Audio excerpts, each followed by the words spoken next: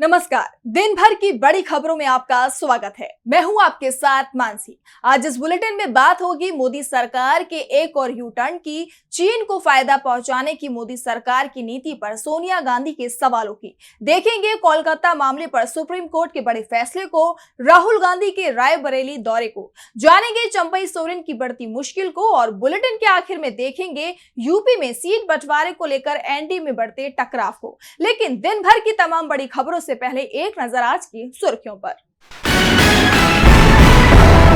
मुंबई में कांग्रेस के एक कार्यक्रम में शिवसेना यूबीटी चीफ उद्धव ठाकरे ने किया बीजेपी पर हमला। बोले, बाला साहेब कांग्रेस विरोधी थे मगर कांग्रेस ने उनके घर कभी ईडी नहीं भेजी।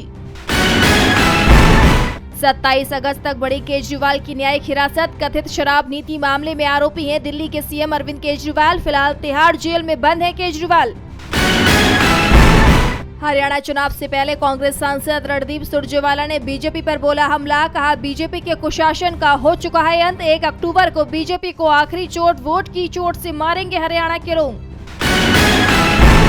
और तेजी के साथ बंद हुआ शेयर बाजार। 378 अंकों के उछाल के साथ 80,802 पर बंद हुआ सेंसेक्स। 126 अंकों की बढ़त के साथ 24,698 पर बंद हुआ निफ्टी।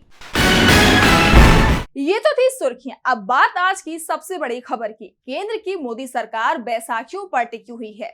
ऐसे में सरकार पर ये सवाल तो पहले से ही उठ रहे थे कि वो कब तक टिकेगी। फिलहाल तो मोदी सरकार अपने ही फैसलों पर टिकती हुई नहीं दिख रही है। 1 महीने में ही अपने 3 फैसलों से वो पलटी मार चुकी है। तो क्या है पूरा मामला, देखिए इस रिपोर्ट में। मंगलवार को केंद्र सरकार ने यूपीएससी में लैटरल एंट्री के विज्ञापन पर रोक लगा दी। केंद्रीय कार्मिक राज्य मंत्री जितेंद्र सिंह ने यूपीएससी को विज्ञापन रद्द करने का आदेश जारी किया है। बता दें कि महीने भर में यह तीसरा मौका है जब मोदी सरकार ने अपना कोई फैसला वापस लिया हो।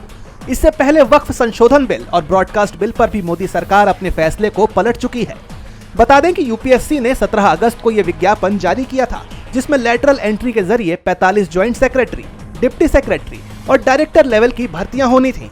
इसमें एससी, एसटी और ओबीसी वर्ग के लिए एक भी सीट रिजर्व नहीं रखी गई थी, जिसके बाद विपक्ष मोदी सरकार पर हमलावर हो गया था। अब सरकार के इस फैसले के बाद विपक्ष की प्रतिक्रिया सामने आई है। कांग्रेस सांसद राहुल गांधी ने ट्वीट करते हुए लिखा, संविधान और आरक्षण व्यवस्था की हम हर कीमत पर रक्षा करेंगे।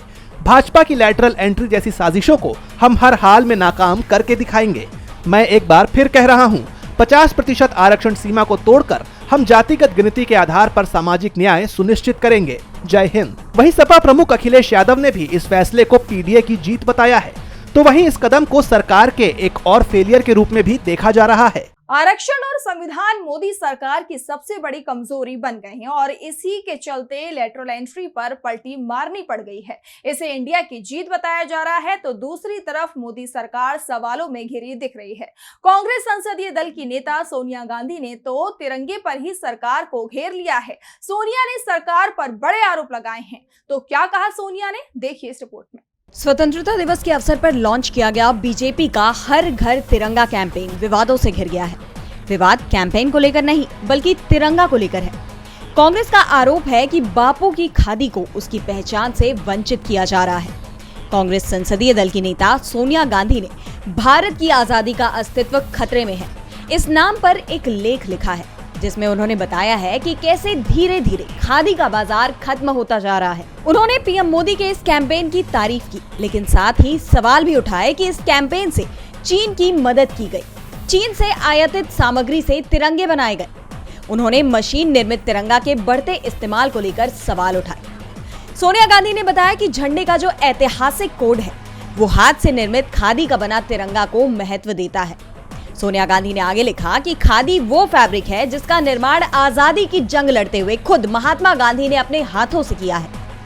उन्होंने कहा कि सरकार ने 2022 में इस फ्लैग कोड में बदलाव कर पॉलिस्टर से बने हुए झंडों को भी इस्तेमाल के लिए शामिल किया और खादी के जैसे ही उसे भी जीएसटी मुक्त कर दिया। लेकिन हैंडलूम और हैंडीक्राफ्ट पर जीएसटी जारी है। कांग्रेस की वरिष्ठ नेता ने मोदी सरकार पर भारत की हैंडलूम और हैंडीक्राफ्ट की संस्कृति को खत्म करने के आरोप लगाए। उन्होंने जीएसटी को हैंडलूम और हैंडीक्राफ्ट के जरिए आमदनी करने वाले लोगों पर बोझ बताया। सोनिया गांधी ने कहा कि खादी का बाजार गिर गया है। मोदी सरकार खादी के लिए इंटरनेशनल मार्केट बनाने में फेल रही। सोनिया गांधी के इस लेख को अपने सोशल मीडिया पर साझा करते हुए मल्लिकार्जुन खड़गे ने लिखा कि बापू की खादी को उसकी पहचान से वंचित किया जा रहा है। चीन को फायदा और देश की खादी उद्योग को नुकसान पहुंचाने की कोशिश मोदी सरकार कर रही है और बात देशभक्ति की हो रही है। सोनिया के आरोपों से बीजेपी मुश्किल में दिखाई दे रही है तो दूसरी तरफ सुप्रीम कोर्ट में पश्चिम बंगाल की ममता सरकार मुश्किल में दिखाई दी। कोलकाता के आरजी कर अस्पताल में महिला ट्रेनी डॉक्टर के मामले को लेकर आज सुप्रीम कोर्ट ने बड़ा फैसला सुनाया है। तो क्या है कोर्ट का फैसला, देखिए इस रिपोर्ट में। पूरे देश में कोलकाता के आरजी कर मेडिकल कॉलेज का मुद्दा गरमाया हुआ है। वहीं बंगाल में तो हालात काबू से बाहर ही हो चले हैं, जिसे देखते हुए सुप्रीम कोर्ट ने हाल ही में इस मामले में स्वतः संज्ञान लेते हुए मंगलवार को इस पर सुनवाई की। सीजेआई समेत 3 सदस्यीय बेंच ने इस मामले की सुनवाई की तो वहीं सीनियर वकील कपिल सिब्बल ने बंगाल सरकार की पैरवी की। बेंच ने मामले में एफआईआर दर्ज कराने में हुई देरी को लेकर नाराजगी जाहिर की। साथ ही सीबीआई को गुरुवार तक स्पेशल स्टेटस रिपोर्ट दाखिल करने का आदेश जारी किया। तो वहीं देश भर के मेडिकल संस्थानों में स्टाफ को लेकर फैली अव्यवस्था और सुरक्षा व्यवस्था सुधारने के लिए बेंच ने 14 सदस्यीय टीम का गठन किया, जिसमें 9 डॉक्टर और बाकी 5 सरकार के पदेन सदस्य होंगे। कोर्ट ने इस टास्क फोर्स से 3 हफ्ते के अंदर अंतरिम रिपोर्ट दाखिल करने और 2 महीने में फाइनल रिपोर्ट दाखिल करने को कहा है। अब इस मामले में अगली सुनवाई 22 अगस्त यानी गुरुवार को होगी। सुप्रीम कोर्ट ने कमेटी बना दी है तो सीबीआई से भी रिपोर्ट मांग ली है। इन सब के बीच आज सभी की नजरें राहुल गांधी पर भी टिकी हुई थी। राहुल गांधी अपने संसदीय क्षेत्र रायबरेली पहुंचे और बीजेपी सरकार पर जमकर निशाना साधा। तो क्या कहा राहुल ने, देखिए इस रिपोर्ट में। कांग्रेस सांसद राहुल गांधी एक बार फिर अपने संसदीय क्षेत्र रायबरेली पहुंच गए हैं। इस दौरान उन्होंने अर्जुन पासी के परिजनों से मुलाकात की। अर्जुन पासी ने एक युवक को थप्पड़ मार दिया था, जिसके बाद गोली मारकर उसकी जान ले ली गई। इसके खिलाफ कांग्रेस ने प्रदर्शन भी किया और अब खुद राहुल गांधी पासी के गांव पहुंचे हैं। देखिए यहाँ पे पूरी भीड़ है। ये सारे के सारे लोग जो यहाँ हैं न्याय मांग रहे हैं। क्यों? क्योंकि एक दलित युवा को जान से मारा गया है, धमकाया गया है, पूरे परिवार को धमकाया गया है, एक व्यक्ति को मारा गया है और यहाँ कोई कार्रवाई नहीं हो रही है। जो मास्टरमाइंड है, जिसने करवाया है, उसके खिलाफ कोई कार्रवाई नहीं हो रही है। एसपी यहाँ के मास्टरमाइंड पर कार्रवाई नहीं कर रहे हैं, छोटे छोटे लोगों को पकड़ रहे हैं, इसीलिए यहाँ पे लोग गुस्सा हैं। मैं चाहता हूँ कि उत्तर प्रदेश में हर वर्ग की इज्जत हो, हर वर्ग की रिस्पेक्ट हो और न्याय सबको मिले, इसलिए मैं यहाँ आया हूँ और हम इस मामले को नहीं छोड़ने वाले हैं। जब तक इस परिवार को न्याय नहीं मिलेगा तब तक हम पीछे नहीं हटने वाले हैं। राहुल ने कहा कि दलित परिवार है, इसलिए ये हो रहा है और मेरा काम है न्याय दिलवाना, वो मैं करूंगा। बता दें कि राहुल गांधी 21 अगस्त को जम्मू कश्मीर के 2 दिवसीय दौरे पर जा रहे हैं। इस दौरान वो नेशनल कॉन्फ्रेंस, पीडीपी समेत तमाम विपक्षी नेताओं से मुलाकात करेंगे। बताया जा रहा है कि लोकसभा चुनाव में विपक्ष के एकजुट होकर इंडिया गठबंधन के तौर पर चुनाव लड़ने पर मिली सफलता के बाद अब विधानसभा चुनाव में भी ये रणनीति लागू की जाएगी। वहीं इस बीच जम्मू कश्मीर अपनी पार्टी के उपाध्यक्ष जफर मनहास ने पार्टी से इस्तीफा दे दिया है। राहुल गांधी की मौजूदगी में बुधवार को जफर मनहास कांग्रेस की सदस्यता लेंगे, जो चुनाव से पहले पार्टी के लिए मजबूत संकेत के रूप में देखा जा रहा है, तो बीजेपी के लिए चिंता का विषय बन गया है। कानून व्यवस्था के मुद्दे पर राहुल ने बीजेपी सरकार को घेरा तो दूसरी तरफ बीजेपी के घेरे में जेएमएम नेता और झारखंड के पूर्व सीएम चंपई सोरेन फंसते दिखाई दे रहे हैं। चंपई सोरेन के बीजेपी में शामिल होने के दावे किए जा रहे थे, लेकिन चंपई दिल्ली से खाली हाथ लौट गए। झारखंड के पूर्व सीएम और जेएमएम के बागी विधायक चंपई सोरेन इन दिनों चर्चा में हैं। जेएमएम से बगावत करने के बाद उनके बीजेपी में शामिल होने को लेकर अटकलें लगाई जा रही हैं। इस बीच चंपई सोरेन का एक बयान सामने आया है, जिसमें वो बीजेपी में शामिल होने की अटकलों पर अपनी बात रख रहे हैं। नहीं, हम किसी से मुलाकात नहीं, अपना हम निजी काम में है। निजी काम है तो क्या भाजपा के लोगों से मिलना चाहते थे? नहीं, वैसा कोई हमारा यही नहीं है। तो किसी से नहीं मिलना चाहते ना। अच्छा, पार्टी से नाराज क्यों थे और क्या? वो सब हमने पहले हो चुका है। बीजेपी ज्वाइन करने के लिए जो चर्चाएं चल रही थी, उसके लिए क्या अभी तो कौन ये सब कह रहा है, हमको भी समझ में नहीं आ रहा है। तो चुनाव सर अब जेएमएम से ही लड़ेंगे, अब कैसे आगे का क्या रहेगा? हम तो बोल चुके हैं, अभी कोई नया बोलना नहीं। जी से कुछ बता दें कि चंपई सोरेन ने भले ही जेएमएम से किनारा कर लिया हो, लेकिन उन्होंने अभी तक जेएमएम से या अपने पद से इस्तीफा नहीं दिया है।